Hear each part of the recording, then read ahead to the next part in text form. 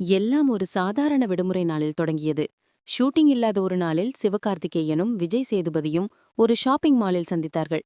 ஜாலியாக பேசிக் கொண்டிருந்த அவர்களுக்கு ஒரு யோசனை தோன்றியது. மச்சி, நம்ம எல்லாரும் பிஸியாவே இருக்கோம்.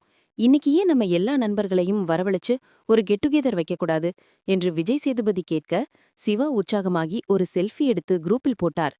இந்த ஐடியாவை கேட்டதும் கார்த்தியும் ஜெயம் ரவியும் உடனடியாக வந்து இணைந்தார்கள். ஒரு காஃபி ஷாப்பில் அமர்ந்து சிவகார்த்திகேயனுடன் சிரித்து பேசிக்கொண்டே யாரெல்லாம் கூப்பிடலாம், எங்க மீட் பண்ணலாம் என்று திட்டம் தீட்டினார்கள். அந்த மாலை பொழுது சிரிப்பொலியுடன் ஆரம்பித்தது. திட்டம் பெரிதானது. தமிழ் சினிமாவின் தூண்களான ரஜினியும் கமலும் வர ஒப்புக்கொண்டார்கள். அவர்களைத் தொடர்ந்து தலா தளபதி அஜித் மற்றும் விஜய் இருவரும் வந்து இணைந்தனர். எந்தவித ஆடம்பரமும் இல்லாமல் சாலையோரம் இருக்கும் ஒரு டீ கடையில் அவர்கள் நால்வரும் நின்று டீ குடித்துக்கொண்டே பழைய நினைவுகளை பேசினார்கள். ரஜினி தன் ஸ்டைலில் ஜோக் சொல்ல, மற்ற மூவரும் அதை ரசித்து சிரிக்கும் அந்த காட்சி கோடி ரூபாய் மதிப்புடையது. அதே நேரத்தில் இன்னொரு பக்கம் ஒரு லோக்கல் பரோட்டா கடையில் சூர்யா, தனுஷ், விக்ரம் மற்றும் சிம்பு ஒன்று கூடினார்கள். என்ன பாஸ், பரோட்டாவுக்கு சால்னா ஊத்தலாமா என்று தனுஷ் கேட்க, விக்ரம் சிரித்துக்கொண்டே பரிமாறினார்.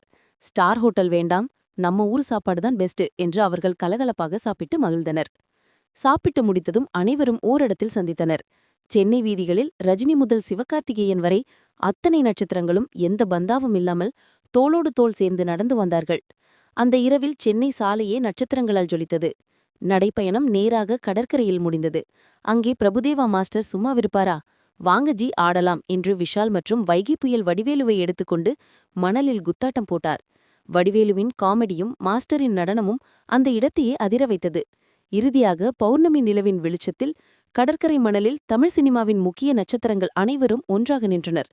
போட்டி, பொறாமை, பாக்ஸ் ஆபீஸ் சண்டை என அனைத்தையும் மறந்து அனைவரும் நாங்கள் ஒரே குடும்பம் என்று சிரித்த முகத்துடன் எடுத்துக்கொண்ட அந்த புகைப்படம் வரலாற்றில் ஒரு பொக்கிஷமாக அமைந்தது.